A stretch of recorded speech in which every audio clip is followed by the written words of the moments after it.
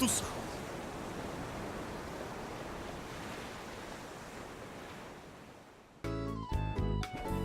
Saludo especial para todos ustedes, los amigos que a esta hora están en sintonía. De verdad que me agrada poder compartir con ustedes un momento. De verdad que me agrada poder hablar un ratito. Y lo primero que quiero siempre es llenarlos de fuerza, llenarlos de ánimo, llenarlos de ganas de vida. De eso se trata. Se trata de que seamos capaces de recibir la fuerza que requerimos para vencer las dificultades y vencer los problemas. Sentir miedo y ansiedad forma parte de la vida. Es normal.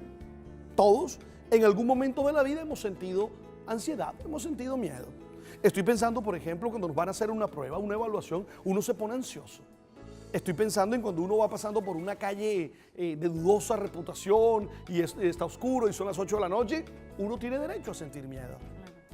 Eso no es difícil. Es más, ahí la ansiedad es útil. Ahí la ansiedad es algo que nos ayuda. El problema está cuando esa ansiedad no desaparece y además de eso empeora con el tiempo. Y a muchas personas les sucede eso. La ansiedad no se les va, a pesar de que ya no están en la calle peligrosa, a pesar de que ya no están frente a la prueba. Oye, ellos siguen teniendo ese ataque de ansiedad. En algunos casos pueden tener dolores en el pecho, pueden tener pesadillas y hasta pueden tener miedo de salir de sus casas. Llega al extremo de no querer salir de la casa por miedo a que les pase algo. Esas personas normalmente las diagnostican con lo que llaman el trastorno de ansiedad. Hoy está conmigo la doctora Luz Marina Locarno. Doctora Luz Marina, ¿cómo está? Llena de ansiedad. ¿Ah? Llena de ansiedad. ¿Qué ha habido? ¿Cómo va? Bien, padre, gracias a Dios. Bien, saludos a todos los televidentes de Temas con Alberto Linero. ¿Definamos el trastorno de ansiedad? Bueno, definimos como trastorno de ansiedad un trastorno del sistema nervioso central, un trastorno que es médico. Ojo, padre, no nos confundamos porque la gente llega a pensar que es psicológico. El trastorno de ansiedad es un trastorno médico que implica alteraciones neurobiológicas del sistema nervioso central y que estas alteraciones neurobiológicas producen cambios en la forma de pensar, de sentir y de comportarte, es decir, en la forma como te percibes a ti mismo y en la forma como te relacionas con tu mundo exterior. Entonces, a eso llamamos trastorno de ansiedad cuando empieza a interferir en tu vida laboral, académica, social, ¿sí? Cuando esta cantidad de síntomas psicológicos y físicos empiezan a interferir con tu desempeño diario. ¿Es que anticiparse la realidad? Porque a veces uno entiende ansiedad en la calle como eso, como un anticiparse, un querer que suceda ya lo que va a suceder. Sí, dependiendo del tipo de trastorno de ansiedad, porque de acuerdo al tipo, el temor o la aparente amenaza cambia. Por ejemplo, en los trastornos de ansiedad generalizada ocurre lo que usted dice, un temor anticipado de lo que no ha ocurrido. La persona con trastorno de ansiedad generalizada es alguien que va a vivir siempre preocupada. ¿Y preocupada por qué? Por lo que todavía no ha ocurrido. Sí, está preocupada por el futuro, está preocupada por lo que va a pasar. Es alguien que tiene generalmente un esquema de pensamiento catastrófico, ¿sí? Entonces, ese es, por ejemplo, la mamá que el hijo le dice que quiere ir a un quinceañero. Te van a matar. No, si coges un taxi, te van a secuestrar, luego te van a picar, luego, etcétera, etcétera. O sea, le daña la fiesta hacia cualquiera, ¿no? O la persona que, por ejemplo, le anticipan que va a tener un viaje dentro de 15 días a Bogotá, esa persona empieza a sufrir anticipadamente por ese viaje. Y entonces, si se va a ir en avión, empieza a imaginar que va a haber una falla mecánica, que el avión se va a caer, que qué puede ocurrir cuando llegue a Bogotá, que si le van a hacer el paseo millonario. Bueno, 50.000 cosas en la cabeza de alguien que sufre trastorno de ansiedad generalizada. Alguna vez un paciente me dijo, Doc, lo que pasa es que nosotros nos hacemos siempre una película de terror. Siempre vivimos en una película de terror. Ese es el tipo de trastorno ansiedad generalizada, el que anda preocupado siempre por todo. ¿Cuál es la diferencia entre sentir estrés o estar estresado y eso que usted llama trastorno, o que llamamos trastorno de ansiedad? La diferencia está en que el estrés sí lo producen situaciones de tu entorno, problemas laborales, problemas económicos, problemas con la pareja, ¿cierto? Problemas con la crianza de los muchachos. Entonces la amenaza es real y la vivencia de la problemática es cotidiana, es real. Pero en el trastorno de ansiedad, ya sea generalizada o de los otros tipos que más tarde vamos a hablar de ellos, en el trastorno de ansiedad la amenaza no es real. Esa es la gran diferencia. No es real la No, amenaza. la persona con trastorno de ansiedad magnifica realmente la amenaza o no existe, realmente no existe. Doctora, yo hice aquí, yo tengo un pocotón de trastornos, de clases Sí. de trastornos. Hay Pero un bastante. pocotón tengo yo aquí. Así es, padre. Mire, tengo que el trastorno de ansiedad generalizada, que fue ese que usted nos acaba de citar. Preocupado por todo. Preocupado por todo, Se- anticiparse a todo. A todo y preocupado por todo, vive preocupado. El trastorno de pánico o por crisis de angustia. Bien, ese se presenta de manera súbita. La persona de manera súbita experimenta una crisis de tipo nerviosa donde siente que va a morir o va a enloquecer.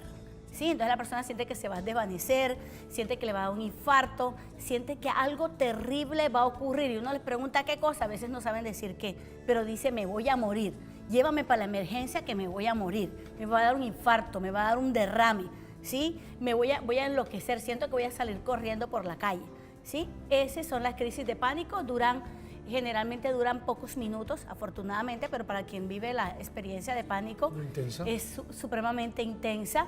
Y cuando se le practican los exámenes a esta persona, no hay nada. Estas personas usualmente son conocidas en la emergencia de su entidad promotora de salud. Ya el portero cuando llega, ya llegó María, doña María, ¿cómo está? La enfermera, todo el mundo ya los conoce porque van con mucha frecuencia a la emergencia, se le practican las primeras atenciones, a veces lo único que se le aplica es una benzodiazepina y listo, y la devuelven para su casa porque le han hecho miles de exámenes y no sale absolutamente nada. Fobia social. Fobia social, el temor el temor a ser rechazados, a ser avergonzados en público, a ser humillados. La fobia social generalmente inicia durante la adolescencia y bueno, y además de los componentes biológicos que pueden producir una fobia social, la parte genética, también lo pueden generar crianzas sobreprotectoras o muy autoritarias, ¿sí? O experiencias adversas en casa o violencia intrafamiliar. Y consiste en que la persona sí quiere socializar, sí quiere contactarse con los otros, pero tiene tanto temor a ser humillado o que su cuerpo tiene algún defecto o que no se sabe vestir o que no sabe hablar en público, que entonces se aísla. Entonces son estos adolescentes que viven encerrados en sus cuartos, conectados a internet constantemente, pero que no salen, no tienen amistades y no tienen vida social. Hay fobias específicas. Ya no la fobia social, sino fobias muy específicas, a las arañas, a la altura, a las culebras. Hasta ahora hay identificadas 68 tipos de fobias. 68. Tipos de fobias distintas, ¿sí? Así que tendríamos muchos temas con Alberto Linero para ir definiéndolas Si analizáramos una a una. una a una. ¿Cuál es la más extraña que ha habido? La más extraña, bueno, hay unas que son, por ejemplo, hay una que es el temor a los globos. ¿A los globos? A los globos. Bueno, a los globos de esos que uno se monta en ellos y vuela. No, a los globos. Pa. Yo alguna vez estuve en... ¿Dónde Pero fue eso? En Asuán, tal vez, o en ¿Se montó Luxor. en un globo? Me monté en un globo, es eso, ¿no? Sí, no, Montarse el globo. Además de que es peligroso, doctora. Yo entiendo que le tengan miedo, doctora. No, yo me refiero a los globos de las fiestas, padre. ¿A cuál es el globo? A la vejiga. A las vejigas, bien, a las Doctora, vejigas. doctora. ¿Cómo le vamos a tener miedo a las vejigas, doctora? Precisamente porque es que el simbolismo de la fobia es que hay una carga emocional tan grande en ti, hay un disconfort tan grande que la persona saca su temor y lo coloca en un objeto o en una situación. A eso es lo que llamamos fobia. O sea, sacas el temor que te es tan complicado y pesado de sobrellevar y lo colocas sobre un objeto, o un animal o una situación específica. A eso llamamos, bueno, simbólicamente Esa es rarísima, psicología. la de la globo, yo no he visto a nadie con eso, ¿sabes? ¿Le ha tocado paciente con eso? No, hasta libro hasta ahora, pero así. Tengo la impresión de que alguno de esos lo estaba llamando yo. Sí. ¿Qué otra rara tiene? Bueno, Bueno, las más comunes sí. Bueno, las más comunes. Los perros, las alturas, el encierro. Sí, pero así de las que me han llamado mucho la atención, la de los globos. Me parece ¿Verdad? rarísimo. Rarísimo, padre. Muy bien. Nos queda hablar del trastorno obsesivo compulsivo. Bien, también el de la agorafobia. Recuerde que, uno está entre las fobias, Sí, claro. que es el miedo a salir al exterior, y las personas se encierran voluntariamente en su casa y no vuelven a salir. En Malambo tenemos el caso de alguien que tiene más de 25 años de estar en su casa encerrado. ¿No sale? No sale. La atención médica, todo hay que hacerlo en su casa. En Medellín hay otra señora que tiene como 32 años, también está encerrada en su casa desde los 16. Y bueno, y esos son los estados complicados de un trastorno de ansiedad no intervenido a tiempo. ¿Y esas personas ¿Sí? que se lavan y se lavan y se lavan y se lavan? Bien, esos son los TOC, los trastornos obsesivos compulsivos. Ok. ¿Sí? Que consisten... Es el mismo que estamos hablando, ¿no? No. La agorafobia es otra. La agorafobia es el tema, claro, sí. Claro. El trastorno obsesivo compulsivo hace parte de otro tipo de ansiedad, que consiste en pensamientos intrusos recurrentes. Ojo, intrusos. La persona no quiere pensar en eso. Esos pensamientos llegan a la persona. Por ejemplo. Por ejemplo, estoy sucio. Por ejemplo, la persona que piensa que le llegan pensamientos relacionados con actos sexuales aberrantes. Ajá. Entonces, la persona está en la Eucaristía, por ejemplo, y estando en la Eucaristía le llegan pensamientos asociados a orgías y cosas fuera de lugar. Entonces la persona empieza a asociar que esto es algún acto demoníaco o es algún tipo de posesión, y resulta que no, que es un TOC, un trastorno obsesivo compulsivo. Claro, y si va donde alguno que no sabe esto, Ay, termina padre. diciéndole que es un demonio, tú sabes. Hay un pocotón Así que es, se embalan con esas cosas. Termino para irme al corte de comerciales. Trastorno de estrés postraumático. Bien, el trastorno de estrés postraumático consiste en la respuesta adversa de quien lo padece después de haber sufrido un evento traumático o haber presenciado una situación traumática, como un accidente de tránsito, como una catástrofe ambiental. Cuando tuvimos en el departamento del Atlántico el tema de las inundaciones al sur del Atlántico, tuvimos muchísimos, aún están apareciendo casos de estrés postraumático de las personas que vieron su pueblo quedar bajo el agua, de las personas que vieron que el río se llevó su vivienda, que se llevó el barrio, que borró todo de lo que era conocido. Entonces, el estrés postraumático se presenta después de haber vivido un evento traumático, un atraco, por ejemplo, una violación, ¿sí? Abuso sexual, Por Dios. puede producir un trastorno de estrés postraumático. Ok. Bastante. Oye, sí, queda impactado. Tenemos 1, 2, 3, 4, 5, 6 ahí ubicados en clases de los trastornos de ansiedad. Así es. Voy a ir al corte comercial y al regresar le voy a preguntar qué hacemos. ¿Qué podemos hacer? Además de buscar ayuda profesional, porque creo que con todo lo que usted nos ha dicho, lo mejor es buscar ayuda profesional, pero además de eso, ¿qué más podemos hacer? Ok. Ya regreso. Tú sabes, tú sabes.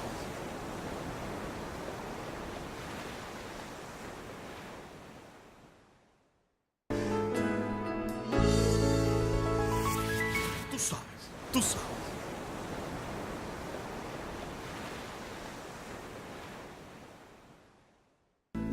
Doctora, me dé una respuesta en este segundo bloque. Sí, bueno. ¿Qué hacemos? ¿Qué hacemos frente a los trastornos de ansiedad? Primero que todo, buscar ayuda profesional para identificar específicamente cuál es el origen, ¿sí? Porque dependiendo del origen del trastorno de ansiedad, entonces de eso también va a depender muchísimo la intervención. Hay que indagar a través de la entrevista clínica sobre la historia familiar. Eso aparte es fundamental, porque resulta que es posible que nos encontremos con otros miembros del árbol genealógico que también han padecido esta situación. Es muy común encontrar, por ejemplo, mamá, papá, abuelito o el tío que le decían que eran nerviosos, así le llamaban antes. Lo que pasa es que es nervioso. Ay, lo que pasa es que la abuelita de él era hipocondríaca, por ejemplo. Sí, o sea, que pasaba mucho tiempo enferma y le hacían los exámenes y no salía absolutamente nada, ¿sí? Entonces, es importante averiguar e indagar si hay un componente genético, porque así como uno hereda una diabetes o una hipertensión del papá, de la mamá o del abuelo, del tío, uno puede heredar también un trastorno de ansiedad. Entonces, hay personas que vienen con una predisposición neuroquímica del sistema nervioso a sufrir un trastorno de ansiedad, como el que viene con predisposición a sufrir hipertensión, por ejemplo, o diabetes. En esos casos es importante, además de la intervención por psicología, la intervención a través de un médico psiquiatra para estabilizar la química del sistema nervioso a través del uso de ansiolíticos. Hay personas que me cuentan, por ejemplo, que han durado muchos años, tienen mucho tiempo de estar tomando la medicación y que han hecho mil cosas y sin embargo la ansiedad persiste, los estados de ansiedad o los cuadros de ansiedad persisten. Y en estos casos son los casos donde el origen de la ansiedad es básicamente biológico. Y por otro lado, entonces también están estos trastornos de ansiedad que se producen por una crianza sobreprotectora o por una crianza autoritaria o por violencia intrafamiliar o por eventos adversos. A esa se le hace mucho más manejo a través de la psicoterapia. Y en la psicoterapia es conocer tus miedos, fortalecerte en las áreas donde hay debilidades, el aprender a expresarte, a ser asertivo, el aprender a manejar los síntomas de temor, los síntomas de miedo que produce la ansiedad, ¿verdad? Para que no te paralicen y para que sí puedas tomar decisiones y puedas seguir y continuar con tu vida y que no te paralices, por ejemplo, como en el caso de los que sufren fobia social, que cuando no se interviene, la persona termina en casa sin trabajar, sin estudiar, sin casarse, hasta virgen a los 40. La gente cree que eso es un chiste, que eso es solo una película. Eso es una realidad, padre. ¿Sí? Las personas diagnosticadas con fobia social que llegan a cierta edad y que nunca tuvieron pareja, nunca, ni un novio o una novia, y que mucho menos llegaron a tener un encuentro sexual. Sí, que están totalmente solas, que viven solas, viven con el papá, con la mamá, ¿sí? En casa, y nunca hicieron nada con su vida, pese en muchos casos a haber sido alumnos brillantes. Okay. ¿Hay alguna relación entre estos trastornos de ansiedad y otros trastornos como la anorexia, la bulimia? Sí, dentro del TOC, de los trastornos obsesivos compulsivos, hay una subclasificación bastante extensa, por cierto. Que no la vamos a enumerar. Sí, que hoy no vamos a terminar. Está los trastornos de la alimentación, usted los mencionó yo, ya, la anorexia, ¿Y bulimia? La bulimia, que es el tema del peso, está preocupado mucho por el tema del peso, de cómo me veo. La persona se mira al espejo, en el caso de la anorexia, y se ve así con unas llantas cuando realmente está en los huesos. En los huesos. Está el de la vigorexia, que también hace parte de esa clasificación, son los varones, usualmente son varones, que están obsesionados con el tema de los músculos y entonces se la pasan muchas horas en el gimnasio y se inyectan esteroides y hacen mil cosas para se hacen implantes incluso, porque cuando se miran al espejo están hechos unos monstruos, pero ellos se miran al espejo y se ven todos escuálidos, ¿sí? Ese está entre los tantos. Está los que tienen obsesiones con la muerte, que constantemente hay un temor al tema de la muerte. ¿Tanatofobias o qué? Sí, con el temor a morir, padre, a morir.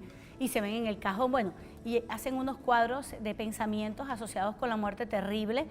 Las obsesiones relacionadas también, por ejemplo, con que la madre está en la cocina haciendo los alimentos para los niños y de pronto llega una imagen intrusa a su cabeza de que con ese mismo cuchillo con que está picando el tomate, ella se ha ido al cuarto y ha asesinado a sus hijos. Por Dios. Son en especial los trastornos obsesivos, padre, son muy terribles a nivel de sufrimiento psicológico de quien lo padece. O sea, son realmente terribles.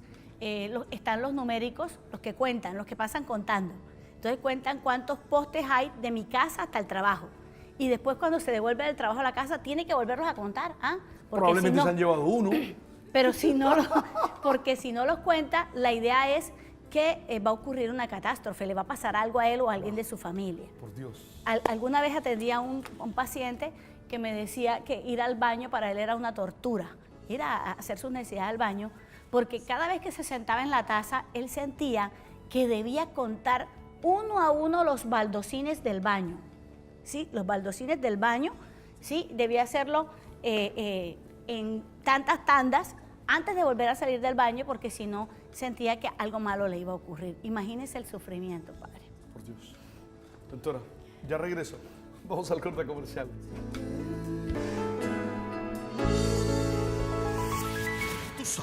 Tú sabes.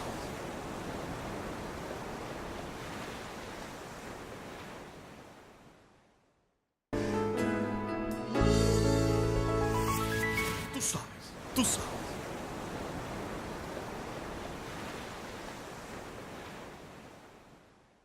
Sigo con ustedes, doctora, vamos concluyendo.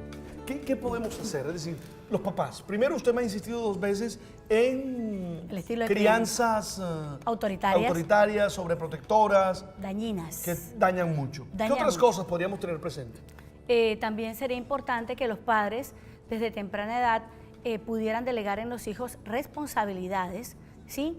Y enseñarle a los hijos, ¿verdad?, a cumplir con esas responsabilidades, porque de una u otra forma eso ayuda a fomentar la autonomía y la seguridad en sí mismo, ¿sí? Entonces, esa parte es bien importante, que si tu hijo, por ejemplo, tiene una destreza en el deporte, en la música, los padres apoyemos actividades extracurriculares para que este chico desarrolle su potencial, desarrolle su talento. De una u otra forma, esto va a ser una vacuna para este tipo de situaciones. El aprender a tener una vida sana, el aprender a practicar deporte, el aprender a organizar el tiempo, el uso del tiempo, ¿sí? Es también el aprender a tomar decisiones, hace parte de las formas preventivas que podríamos utilizar para el tema de los trastornos de ansiedad. Pero si ya estás inmerso en un trastorno de ansiedad, recibe ayuda profesional a través de la psicoterapia, de un buen psicólogo clínico que aplique contigo psicoterapia, que te enseñe a manejar tu ansiedad, que te enseñe a conocerla y pues a no permitir que te paralice y puedas continuar con tu vida. Y en los casos que sea necesario, debes acudir ayuda al psiquiatra, ¿sí? Porque, vuelvo y te repito, este tema es como es médico, es como si tuvieras una diabetes o una hipertensión.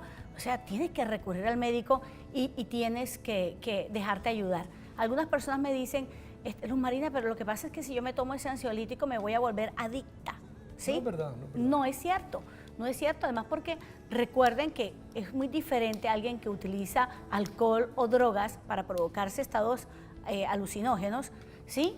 Estados anormales y que estas sustancias intoxican el cuerpo, a alguien que toma un medicamento como un hipertenso o un diabético o alguien que sufre de ansiedad para estar bien, para funcionar, para seguir funcionando.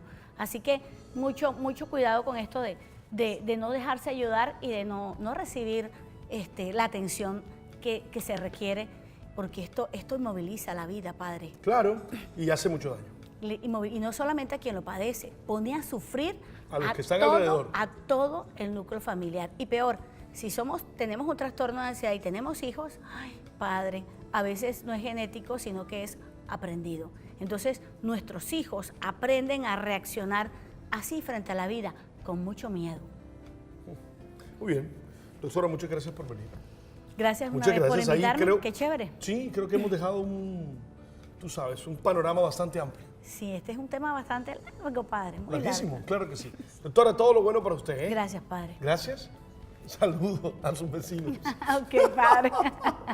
Y a ustedes, gracias por estar ahí conmigo. Chao.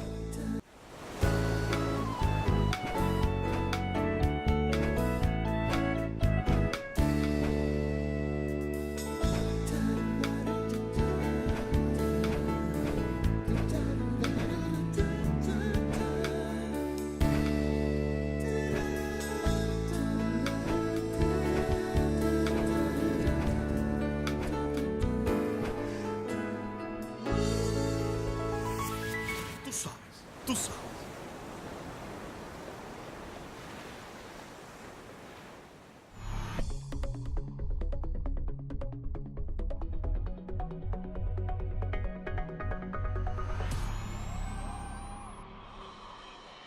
Estoy pensando, por ejemplo, cuando nos van a hacer una prueba, una evaluación, uno se pone ansioso.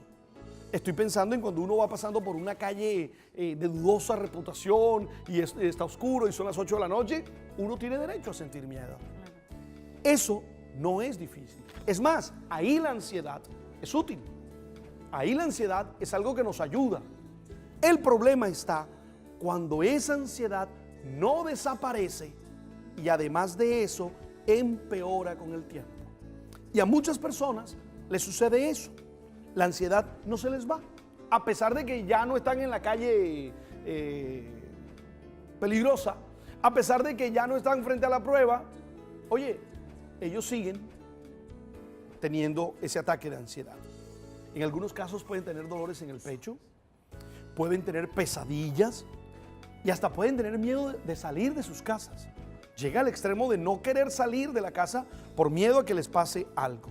Esas personas normalmente las diagnostican con lo que llaman el trastorno de ansiedad.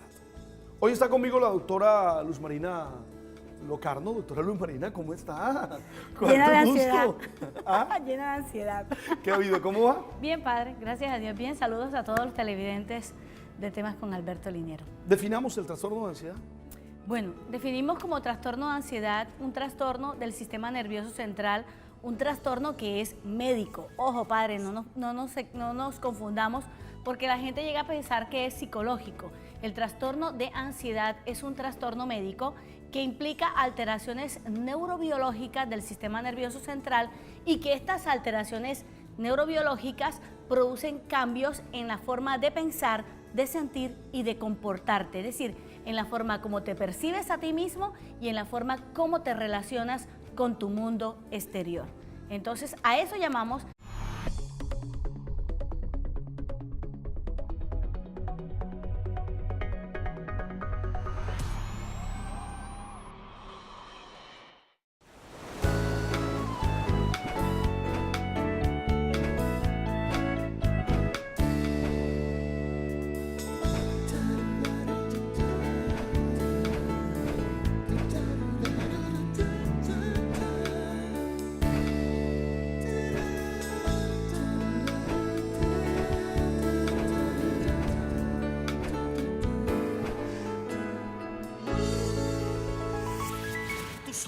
Tú sabes.